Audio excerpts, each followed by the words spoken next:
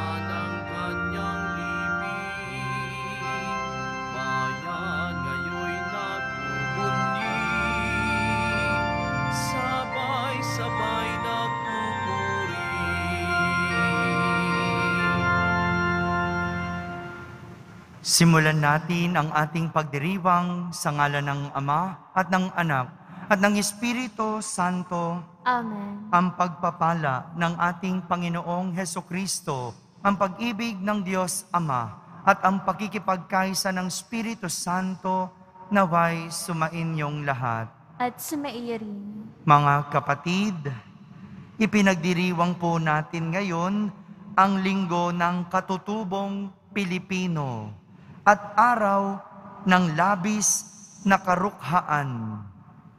Sa Ebanghelyo, hindi kinokondena ng Panginoon ang mga mayayaman.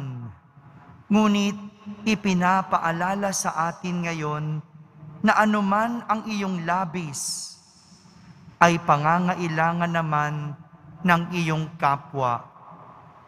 Higit sa panlabas na pagtalima sa mga batas ng relihiyon, mas mainam na ebidensya ang tunay na pagsunod sa Ama, ang pagkalinga at pakikipagkapwa-tao sa mga mahihirap at mga nagmula sa ibang kultura. Upang tayo'y maging marapat gumanap sa banal na pagdiriwang, aminin muna natin at pagsisihan ang ating mga kasalanan.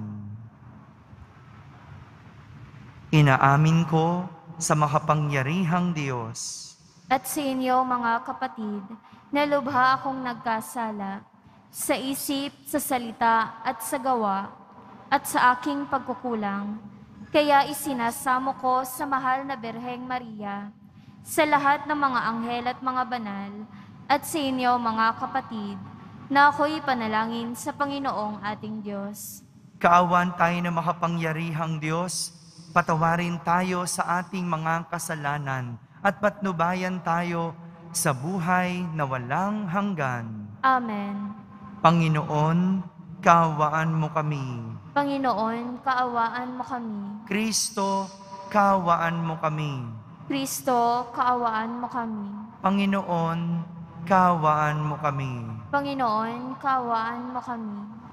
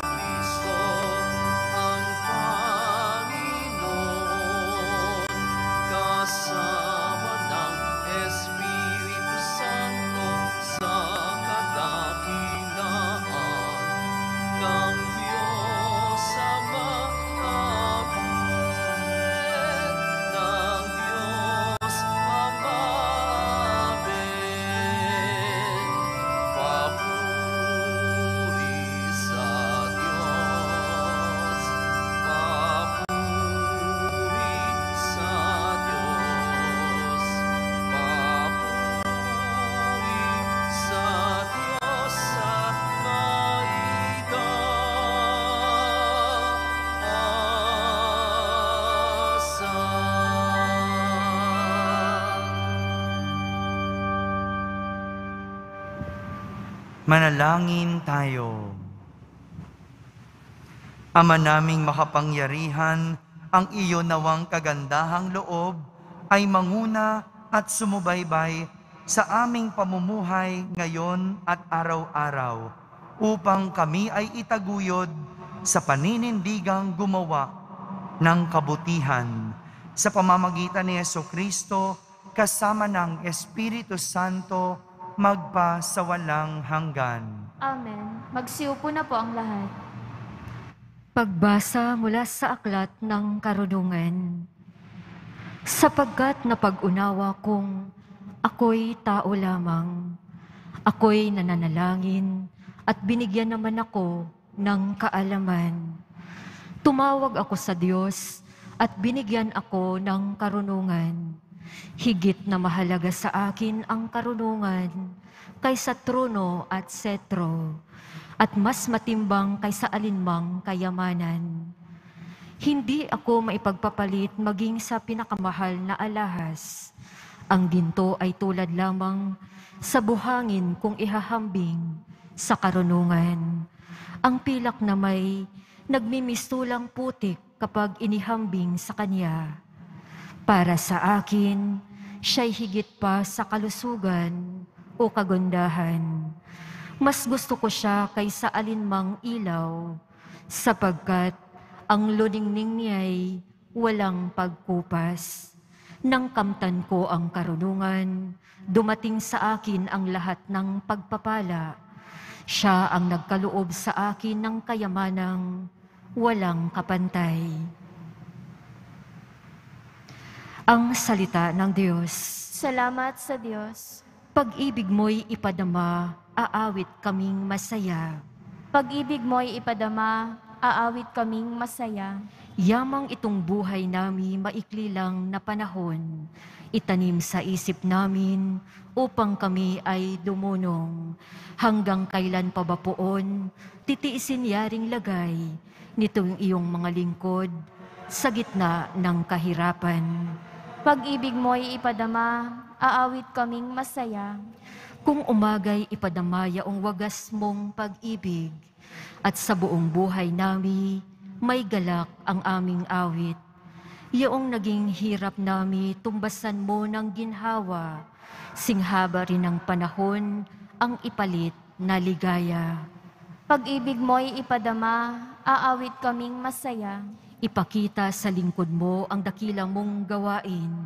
Sa kasunod naming lahi, ay gayon mo rin ituring. Panginoon naming Diyos, kami sana'y pagpalain. Magtagumpay sana kami sa anumang gawain. Pag-ibig mo'y ipadama, aawit kaming masaya.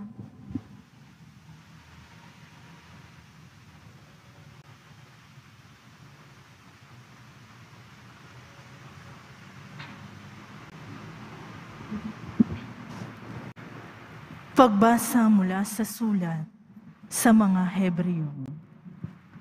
Ang salita ng Diyos ay buhay at mabisang, higit na matalas kaysa alinmang tabak na magkabilay talim.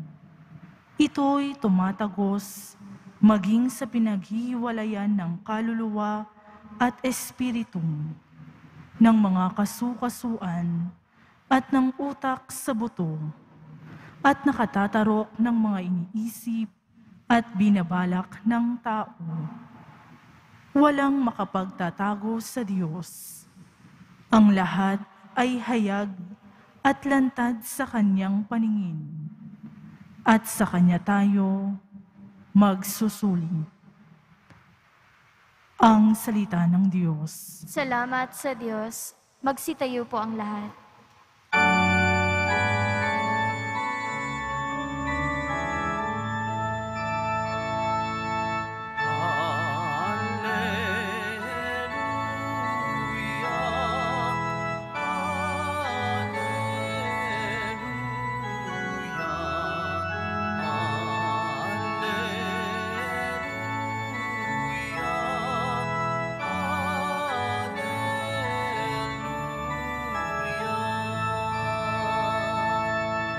Mapalad ang mga dukha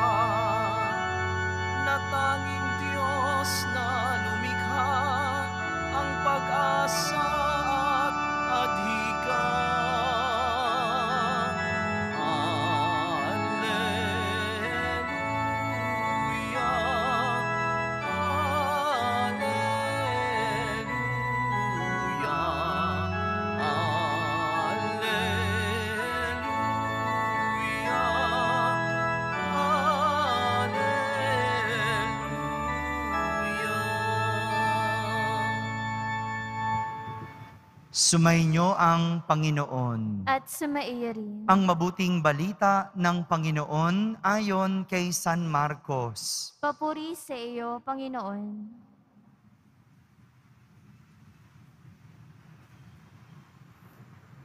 Noong panahong iyon, habang paalis na si Jesus, ay may isang lalaking patakbong lumapit.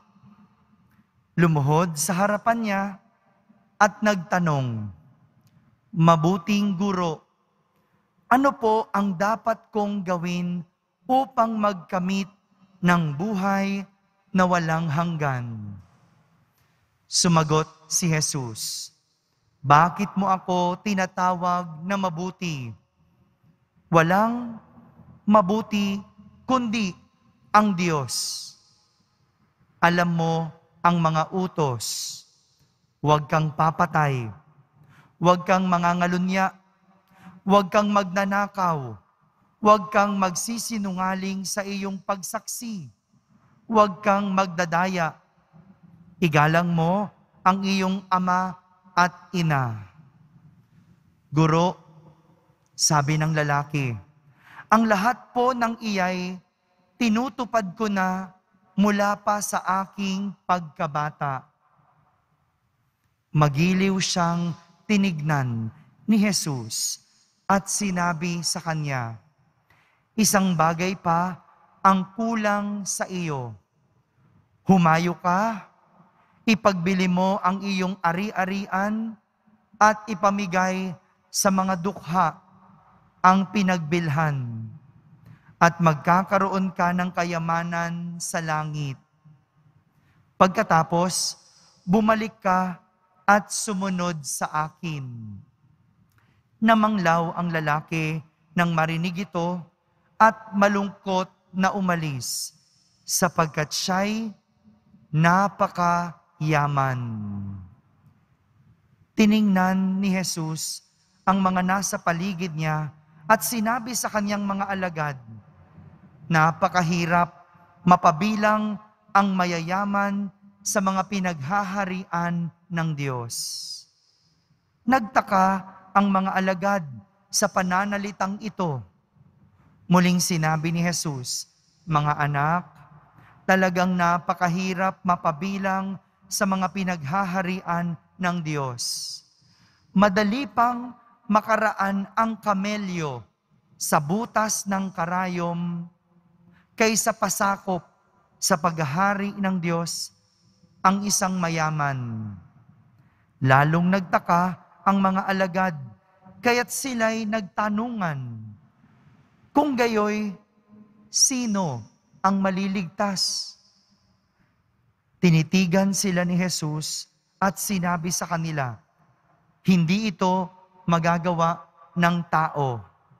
Ngunit hindi ito mahirap sa Diyos. Magagawa ng Diyos ang lahat ng bagay."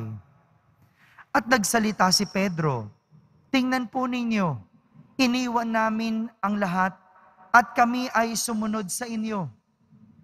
Sinabi ni Jesus, "Tandaan ninyo ito, ang sinumang mag-iwan ng bahay o mga kapatid, ina, ama, mga anak, mga lupa, dahil sa akin at sa mabuting balita, ay tatanggap ng makasandaang ibayo sa buhay na ito.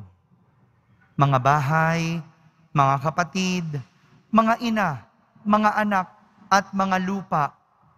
Ngunit may kalakip na pag-uusig, at sa kabilang buhay ay magkakaroon ng buhay na walang hanggan." Mga kapatid, ang mabuting balita ng Panginoon. Pinupuri ka namin, Panginoong Hesukristo. Magsiupo na po ang lahat. Isang magandang araw po sa inyong lahat. Isang tanong tungkol sa pagkakamit ng buhay na walang hanggan ang naitanong ng isang mayamang lalaki kay Jesus. patakbong lumapit yung mayamang lalaki kay Jesus. At sabay lumuhod. At sa kanyang pagkakaluhod, tinanong niya si Jesus kung ano po ang dapat kong gawin upang magkamit ng buhay na walang hanggan. Minsan ba, naitanong po ninyo ang mga ganitong tanong sa Diyos? Minsan ba tinanong mo kung paano makapunta sa langit? Paano magkaroon ng buhay na walang hanggan? Inisip ba natin yon minsan? Alam mo, maganda rin po yung minsang ganitong mga tanong. Ano? Kasi ito yung susubok sa atin. Dito natin makikita kung ang atin bang ginagawa sa buhay ay daan patungo sa kalangitan. Yung iba kasi, puro lang tanong sa Diyos kung ano ang makukuha ko sa buhay sa mundo. Maganda rin namang tanungin ang Diyos kung paano makakamit ang buhay na walang hanggan.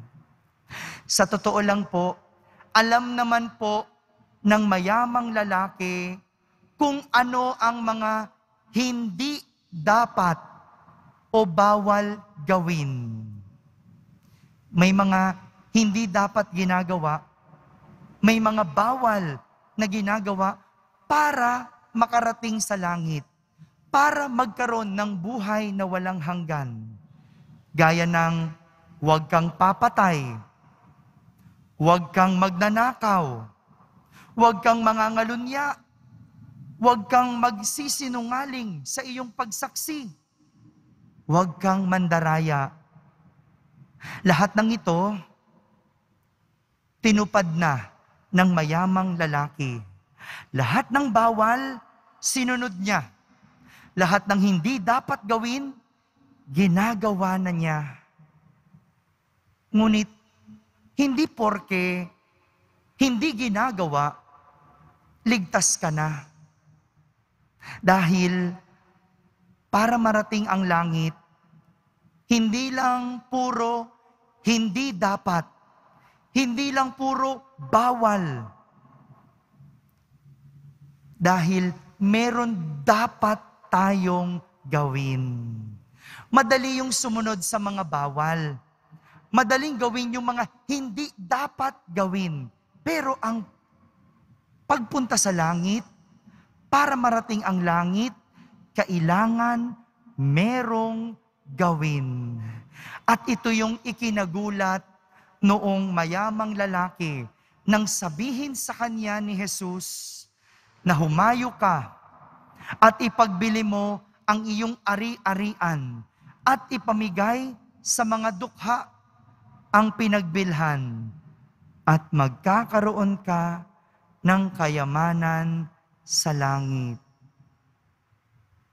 Pagkarinig nito, ang mayamang lalaki ay umalis ng malungkot. Umalis ng malungkot. Mga kapatid, isa itong konkretong pangaral na kahit anong yaman natin sa buhay, kahit anong ating yaman, wala tayong madadala sa kalangitan. Dahil ang lahat ng ating pinanghahawakan ay sa mundo lang may iwan. Lahat. Wala tayong madadala. At malinaw iyon. Ito yung pinapakita ng ating ebanghelyo. Ano man ang iyong yaman, ano man ang iyong pinanghahawakan dito sa mundo, hindi mo yan madadala sa kalangitan. Lahat yan ay iyong iiwan. Ito yung naging problema nung mayamang lalaki. Hindi niya mabitawan ang kanyang yaman dahil mahigpit niya itong pinanghahawakan. Hindi mabitawan ang yaman dahil mahigpit na pinanghahawakan. Minsan, akala natin ang mga pinanghahawakan natin ang siyang magliligtas sa atin. Pero may mga pagkakataon dahil sa sobrang kapit natin, hindi natin namamalayan na ilalayo tayo sa langit. Sa sobrang kapit natin sa mga makamundong bagay, napapalayo tayo sa langit. Mayroong dalawang dahilan kung paano nangyayari ang ating pagkapit sa mga gamit ay nagpapalayo sa atin sa langit.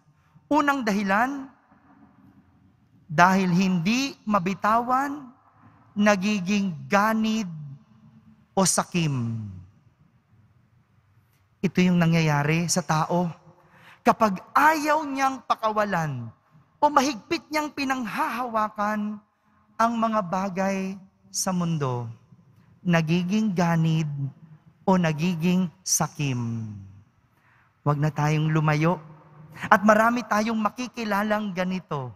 Malayo pa ang eleksyon, pero kali-kaliwa na ang mga ganid at sakim. Sila yung ang tagal-tagal na sa pwesto, ayaw pang bumitaw. Natapos na yung termino, pero gusto pa din magpatuloy. Yung hindi sapat yung isa, kailangan marami pa. Ganyan ang sakim. Ayaw bumitiw. Ayaw bitawan. At ito yung nakakalungkot dahil sa mundo may taong sakim. At kailanman ang taong sakim hindi mararating ang langit dahil walang gustong bitawan. Ang taong sakim, hindi mararating ang langit dahil walang gustong bitawan. Pangalawang dahilan kung paano ang pagkapit ay nagpapalayo sa iyo sa langit. Ito ay dahil ayaw pakawalan, nagiging makasarili. Dahil ayaw pakawalan, nagiging makasarili. Ito ang klase ng tao na puro sarili ang iniisip. Sarili lang ang mahalaga. Sarili lang ang gustong maisalba. At sarili lang ang laging una at bida. Dahilan nito na mga ayaw bumitaw, ang laging isipin ang sarili. Bakit ba? Bakit ba natin hindi mabitaw-bitawan ng isang bagay? Pakiramdam kasi natin, tayo ay mawawalan. Pakiramdam kasi natin, tayo ay mauubusan. Pakiramdam kasi natin, ito na ang ating buong buhay. Isipin natin kung ano ang mga to. Material, pera, kahit relasyon. Bakit hindi mo mabitawan ang isang relasyon kahit alam mong bawal? Kasi pakiramdam mo, iyan na lang ang iyong buhay. Kaya naman, tinuturuan tayo ng aklat ng karunungan sa ating unang pagbasa kung paano kokontrahin ang pagiging sakim at makasarili. Ito yung tinuturo ng unang pagbasa. Ang sabi doon, umasa sa Diyos. Umasa sa Diyos. Paano mo magagawang maging sakim kung ang Diyos ang magbibigay sa atin ng ating pangangailangan na higit pa sa kayamanan? Paano natin aalalahanin ang ating mga sarili kung Diyos na ang bahala sa ating pangangailangan? Hindi ba? Kaya mo lang naman ayaw bitawan kasi ayaw mong mawalan. Pero ang sinasabi ng unang pagbasa, okay lang bitawan. Hindi ka mawawalan. Hindi ka mauubusan. dahil meron kang Diyos na aasahan. Kung bawal yung relasyong kinakapitan mo at hindi mo mabitaw-bitawan dahil pakiramdam mo wala ka ng buhay, nagkakamali ka. Meron kang Diyos na aasahan. Hindi yan ang iyong buong buhay.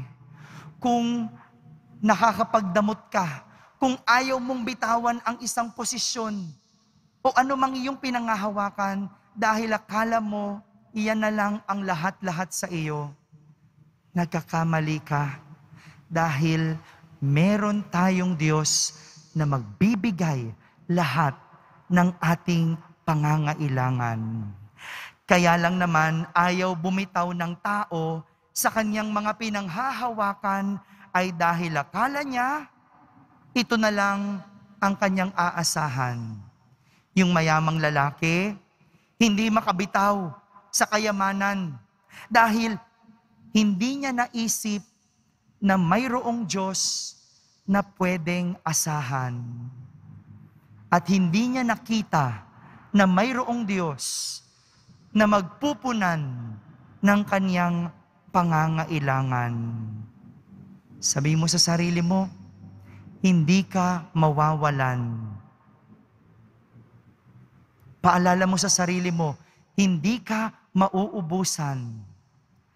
Kahit na ang mga bagay ay iyong bitawan dahil meron tayong Diyos na aasahan. Kaya't matutong bitawan ang lahat ng bagay maliban sa pag-asa sa Diyos na ating panghahawakan at sa huli magdadala sa atin sa kalangitan. Amen? Amen. Magsitayo po ang lahat. Sabay-sabay nating ipahayag ang ating pananampalataya. Sumasampalataya ako Sa Diyos amang makapangyarihan sa lahat, na may gawa ng langit at lupa. Sumasampalataya ako kay Jesucristo, iisang anak ng Diyos, Panginoon nating lahat. Nagkatawang tao siya, lalang ng Espiritu Santo. Ipinanganak ni Santa Mariang Berhen. Pinagpakasakit ni Poncio Pilato. Ipinako sa krus na matay inilibing. Nanaog sa kinaroroonan ng mga yumao. Nang maikatlong araw na buhay na maguli, umakyat sa langit, naluluklok sa kanan ng Diyos amang makapangyarihan sa lahat. Doon magmumulang paririto at huhukom sa mga nangabubuhay at nangamatay na tao. Sumasampalataya naman ako sa Diyos Espiritu Santo, sa banal na simbahang katolika, sa kasamahan ng mga banal, sa kapatawaran ng mga kasalanan, sa pagkabuhay na muli ng mga nangamatay na tao, at sa buhay na walang hanggan. Amen. Minamahal kong kapatid, dumalangin tayo sa Ama upang bigyan tayo ng grasyang iwaksi ang mga bagay na nakapagpapalayo sa atin sa Kanya.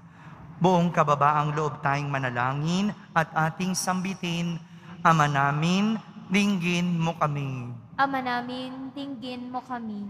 Gabayan nawa ng simbahan ang bawat mananampalataya tungo kay Jesus ang salita ng Diyos, na siyang tunay na yaman ng bawat tao. Manalangin tayo. Ama namin, dinggin mo kami. Bigyang pansin at tugunan nawa ng aming mga pinuno ang labis na paghihirap ng mga katutubo at ipagtanggol sila laban sa mga mapang-abuso. Manalangin tayo. Ama namin, dinggin mo kami. Magtulungan nawa ang bawat mananampalataya laban sa pandemyang dulot ng COVID-19 virus sa pamagitan ng pagdamay sa mga lubhang nahihirapan dahil sa kawalan ng trabaho, karamdaman at lubos na pag-aalala. Manalangin tayo. Ama namin, dinggin mo kami. Igalang nawa ng lahat ang kultura ng mga katutubo at iwasan ang anumang nakapipinsala o humahamak sa kanilang mayamang na kultura. Manalangin tayo. Ama namin, dinggin mo kami. Makapiling nawa ng mga kapatid naming pumanaw ang tunay na kayamanan na inaasam ng bawat Kristiyano. Si Jesus na Panginoon namin at Diyos. Manalangin tayo. Ama namin, dinggin mo kami. Sa Diyos, hindi tayo mawawalan, kaya't atin siyang asahan. Sa katahimikan, ilapit natin sa Kanya ang ating mga pansariling kahilingan.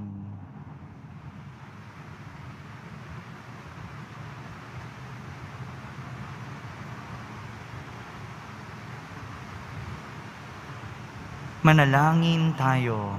Ama namin, dinggin mo kami. Ama, dinggin mo ang aming panalangin upang makapamuhay kaming matiwasay habang matiyagang naghihintay sa aming pagsapit sa piling mo, kung saan aming matatagpuan ang tunay na kayamanan na kasama si Jesucristong anak mo at aming Panginoon. Amen. Magsiupo na po ang lahat.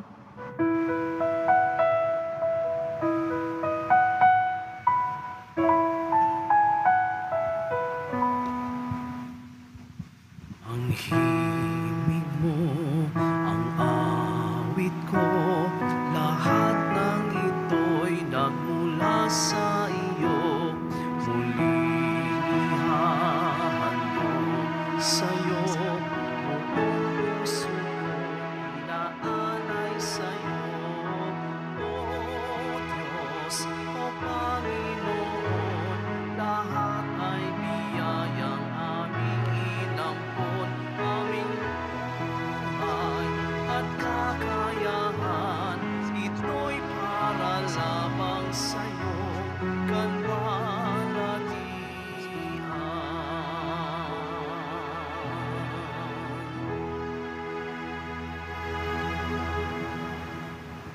Magsitayo po ang lahat. Manalangin kayo mga kapatid upang ang paghahain natin ay kalugdan ng Diyos amang makapangyarihan. Tanggapin nawa ng Panginoon itong paghahain sa iyong mga kamay, sa kapurihan niya at karangalan, sa ating kapakinabangan at sa buong sambayanan niyang banal. Ama naming lumikha, tanggapin mo ang aming mga panalangin na sumasaliw sa aming paghahain upang sa ginaganap naming pagdiriwang kami makatawid sa kaluwalhatian sa pamamagitan ni Jesucristo kasama ng Espiritu Santo magpa sa walang hanggan. Amen. Sumainyo ang Panginoon. At sumaiyo rin. Itaas sa Diyos ang inyong puso at diwa. Itinaas na namin sa Panginoon. Pasalamatan natin ang Panginoong ating Diyos. Marapat na siya ay pasalamatan. Ama naming makapangyarihan, tunay ngang marapat na ikaw ay aming pasalamatan sa pamamagitan ni Jesucristo na aming Panginoon. Sa dakilang pagtubos niya sa amin, ang kasalanan at kamatayang aming pasanin ay binalikat niya upang kami ay palayain at maitampok sa iyong luningning. Siya ang nagtanghal sa amin bilang liping hinirang, pari at haring lingkod sa kanyang kamahalan. Mula sa kadiliman, kami iyong liwanag bilang iyong angkang may tungkuling maglahad ng iyong dakilang pag-ibig sa lahat. Kaya kaysa ng mga anghel na nagsisiawit ng papuri sa iyo ng walang humpay sa kalangitan, kami nagbubunyi sa iyong kadakilaan.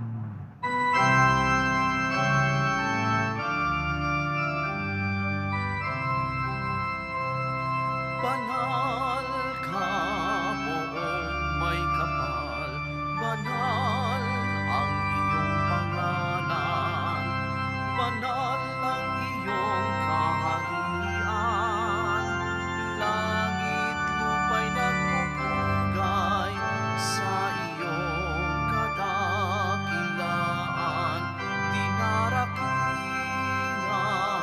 ng lahat ang naparito mong anak, na siyang nagmulat sa bulag, sa pilay ay nagpalakad at nakiramay sa lahat. Magsiluhod po ang lahat. Ama naming banal, ikaw ang bukal ng tanang kabanalan. Kaya't sa pamagitan ng iyong Espiritu, ay gawin mong banal ang mga kaloob na ito, upang para sa amin ay maging katawan at dugo ng aming Panginoong Hesukristo. Bago niya pinagtiis ang kusang loob na maging handog, hinawakan niyang tinapay, pinasalamatan kanya, pinaghati-hati niya iyon, iniyabot sa kanyang mga lagad at sinabi, "Tanggapin ninyong lahat ito at kanin. Ito ang aking katawan na inihahandog para sa inyo."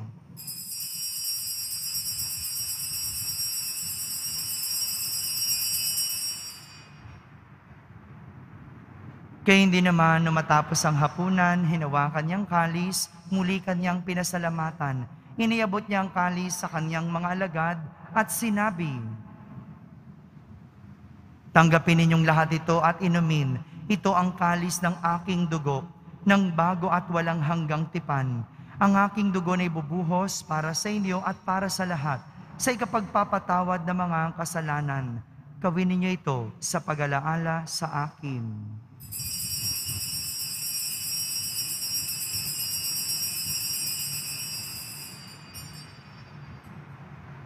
Magsitayo po ang lahat. Ipagbunyi natin ang misteryo ng pananampalataya. Si Kristo'y namatay, si Kristo'y nabuhay, si Kristo'y babalik sa wakas ng panahon. Ama, ginagawa namin ngayon ang pag-alaala sa pagkamatay at muling pagkabuhay ng iyong anak. Kaya't inaalay namin sa iyo ang tinapay na nagbibigay buhay at ang kalis na nagkakaloob ng kaligtasan. Kami nagpapasalamat dahil kami iyong minarapat na tumayo sa harap mo para maglingkod sa iyo. Isinasamo namin kaming magsasalo-salo sa katawan at dugo ni Kristo ay mabuklod sa pagkakaisa sa pamamagitan ng Espiritu Santo. Ama, lingapin mo ang iyong simbahang laganap sa buong daigdig.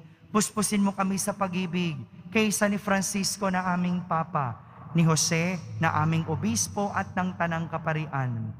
Alalahanin mo rin ang mga kapatid naming nahimlay na may pag-asang sila'y muling mabubuhay. Gayon din ang lahat na mga pumanaw. Kaawan mo sila at patuloyin sa iyong kaliwanagan.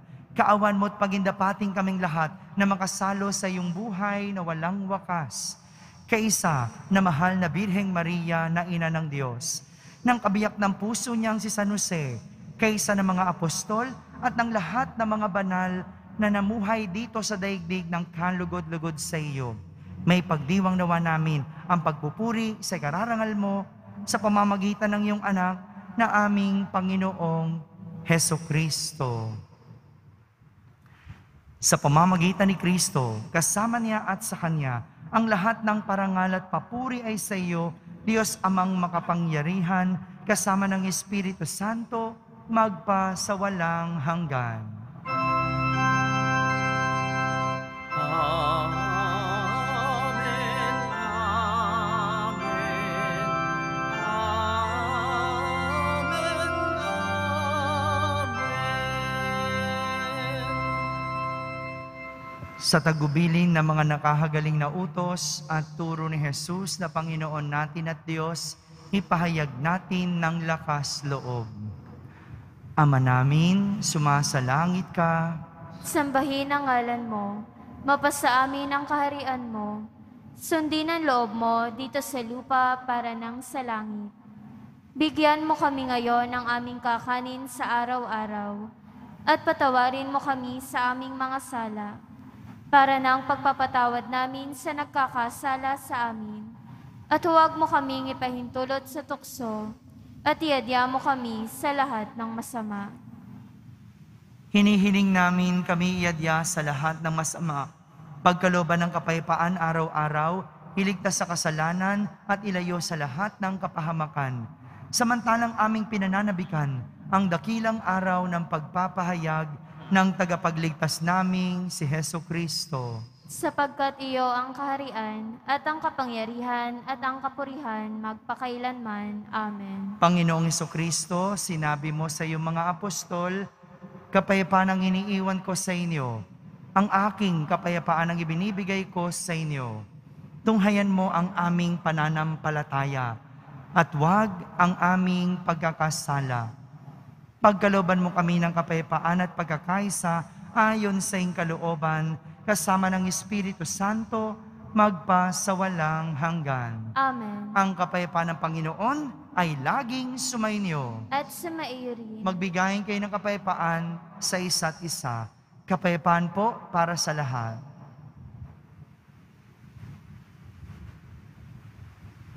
Kordero ng Diyos na nag-aalis ng mga kasalanan ng sanlibutan, maawa ka sa amin. Kordero ng Diyos na nag-aalis ng mga kasalanan ng sanlibutan, maawa ka sa amin. Kordero ng Diyos na nag-aalis ng mga kasalanan ng sanlibutan, ipagkaloob mo sa amin ang kapayapaan. Magsiluhod po ang lahat.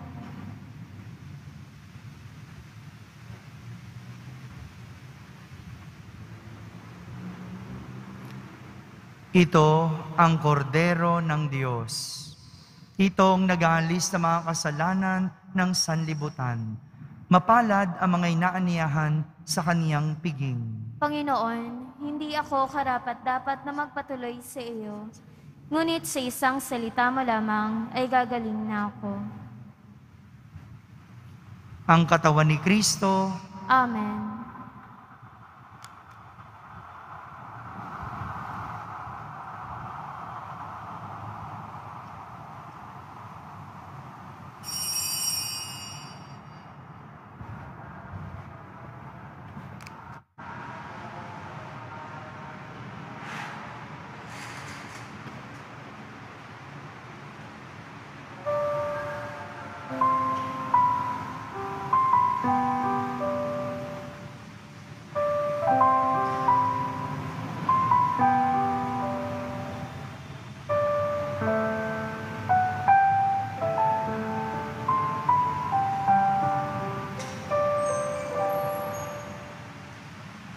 Masaka sa Diyos ang mabuti gawin at manahan kang ligtas sa lupain.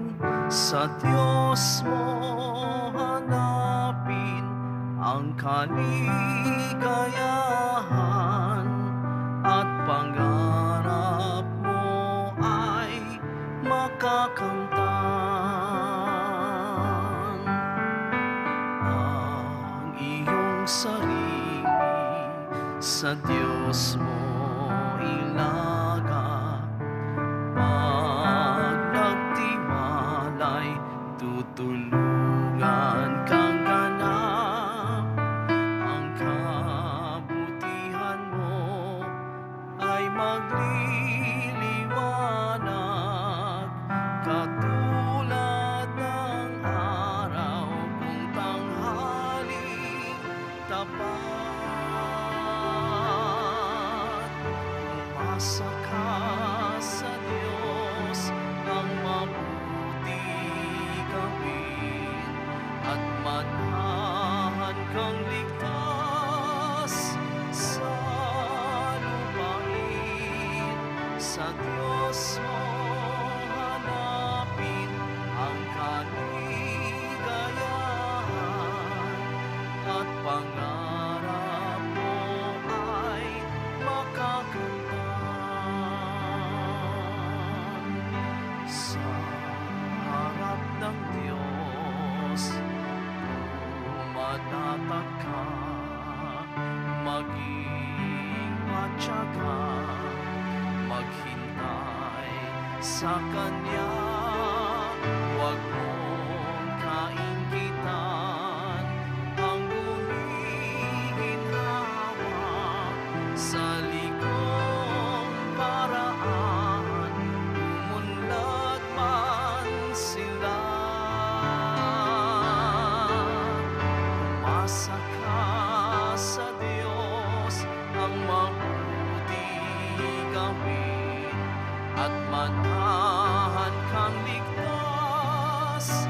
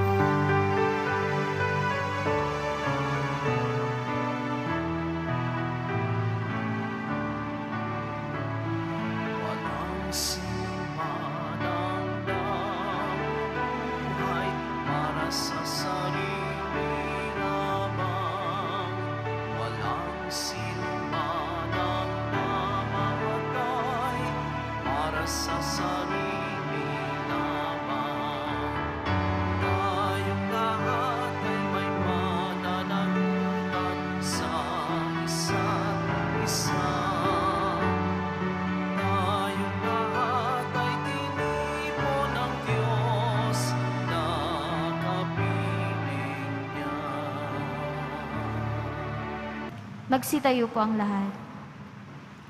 Manalangin tayo.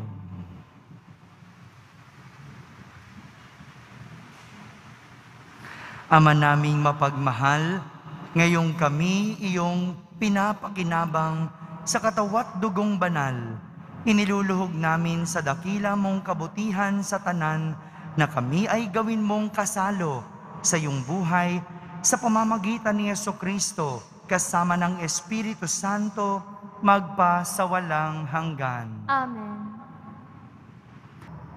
Sumainyo ang Panginoon. At sumaiyo rin. Pagbabasbas ng Poong Yesus Nazareno. Mahal na Poong Yesus Nazareno, inihayag mo sa pamamagitan ng krus ang walang maliw na pag-ibig ng Diyos sa sangkatauhan. Pakinggan mo ang kahilingan ng iyong angkan na nagsusumamo sa iyo. Makamtanawan nila ang inyong katugunan at tanggapin ang kasagutan na may utang na loob na tinatanaw. Basbasan din po ninyo ang lahat na may karamdaman at nahihirapan. Sa pamamagitan ng bendisyon na ito, naway maalala nila ang mga pangako nila noon sa binyag na ikaw ang kanilang iibigin at pagdilingkuran bilang Panginoon magpa sa walang hanggan. Amen. At pagpalain kayo ng makapangyarihang Diyos, Ama, Anak, at Espiritu Santo. Amen. Tapos na po ang ating pagdiriwang, humaiging taglay ang pag-ibig at kapayapaan ng Poong Yesus Nazareno. Salamat sa Diyos.